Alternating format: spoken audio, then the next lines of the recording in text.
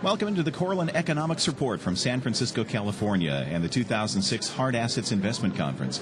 Paul Warren here, along with Al Korelin of A.B. Korelin and Associates. You know, Paul, you and I have done some very, very interesting interviews over the last day and a half or so, but I've got to tell you, I feel truly honored right now because one of my heroes, how can a 60-year-old guy have a hero, Congressman? But one of my heroes, Congressman Ron Paul, who Jay Taylor, a frequent guest on our show, was kind enough to introduce us to 5 or 6 years ago, is here right now. We're chatting with him. Congressman, it's great to have you. Thanks so much for being here. We appreciate it. Thank you. It's real nice to be here. Let's talk a little bit to begin with. Let's talk a little bit about your opinion about the future strength of the U.S. economy and how gold, other precious metals investments plays into that.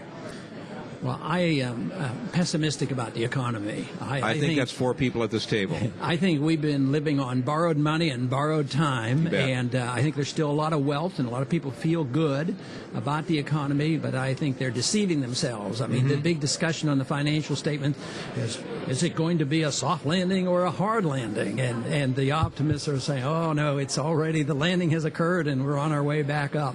Yeah. No, I think there's so much malinvestment, misdirected investment, so much built-in monetary inflation that is going to translate into price inflation, a weak economy. I think it's somewhat like the 70s, but different. I think conditions are much worse than the 70s, so I expect the economy to weaken, but price inflation to come back, which means stagflation. And, of course, the extreme of stagflation is a inflationary depression. And whether or not we'll reach that stage is yet to be determined, but I think we're in for some very, very serious times, which means that under those conditions, paper assets are always the worst kind of investment, and hard assets are the best investments. And it's been a long time when we've seen a full cycle of good times for hard assets, but I believe the last 5 years has been we've seen the beginning of that, and I think that's going to continue. You know, I don't think there's any question about that, Congressman. I'm curious about one thing. You know, when Jay called Paul and I, again, as I said, 5 or 6 years ago, and said, Congressman Ron Paul is somebody you really have to meet, because Jay and I, up to that conversation, Jay and I talked a lot about politics, and the conclusion that we came to was that principles right now seem to be lacking to an extent back in Washington, D.C., or in the various state capitals, what have you. Politics are a very interesting animal right now. You've got some principles, though. You know, you were, as I recall, before you got involved in politics, you were a pretty successful pediatrician. Developed hundreds of babies, if I'm not mistaken. Obstetrician, and delivered 4,000 babies. So I was very, very busy and enjoyed it too. Matter of fact, getting into politics was sort of a lark. I didn't really expect to be elected. Well, you know, the thing that I find funny is a good obstetrician typically has a mansion in the city, a summer home any place they want, a couple of Cadillacs, a very, very nice, cushy life, so to speak. You opted to go the other way. You opted to make a difference in our country, attempt to make a difference. Why was that? Well, for a couple of reasons. One, I believed it was in my self-interest because I placed the value of liberty above more goods, and I thought it was worthwhile for my kids. So it isn't selfless giving. It's seen in a bit of self-interest. I also enjoy it because I enjoy discussing ideas, and to have meetings and dinners and associations with like-minded people. It's to me more fun, even more fun than playing golf. But there of course, you go. Well, no, I'm not sure about that, but okay. But if you get to play golf with like-minded people, then you really have fun. Yeah. So, or fishing or something like that. I just never took that up very well. I do play a little bit of golf, but no, I think it should be fun, and it should be for a purpose.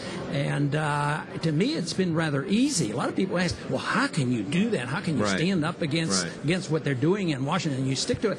Matter of fact, it would be very difficult for me to do it the other way. If you said, well, on this occasion, we want you reelected, so please bend a little bit and be practical here and don't vote this way because it's not that important. You know, it's just one vote. That would, you know, it's just that my makeup is such that I wouldn't be able to do that. But when you come down to the real foundation of the United States, that's not what it's all about. I mean, our country got to be where it was, and I'd have to say where it is today, because of the principles that we had.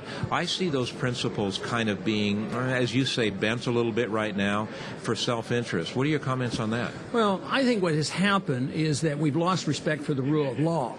We have a good Constitution, and it's very important. We've abused it. But it's really a principle of the rule of law that we should protect. And since we, as a people, have been very fortunate, though imperfect, the Constitution has provided a lot for our families previously, because we have become very wealthy and we've enjoyed a tremendous amount of freedoms. But it's the rule of law, and fortunately following the rule of law, the Constitution has been beneficial. But now we lack respect for the rule of law, and we don't follow the Constitution, and that's how we've gotten ourselves into such trouble. Truth. Yeah, that's the truth, Paul. Congressman, I want to ask you something that I think goes to the heart of what everybody's dissatisfaction with politics is right now. We elect people and we send them to Washington or our state capitals or wherever based on what they say they want to do or what their principles are. They get there and they become too pragmatic. They don't compromise when we wish they would, and they compromise on things that we feel are principles that should not be compromised.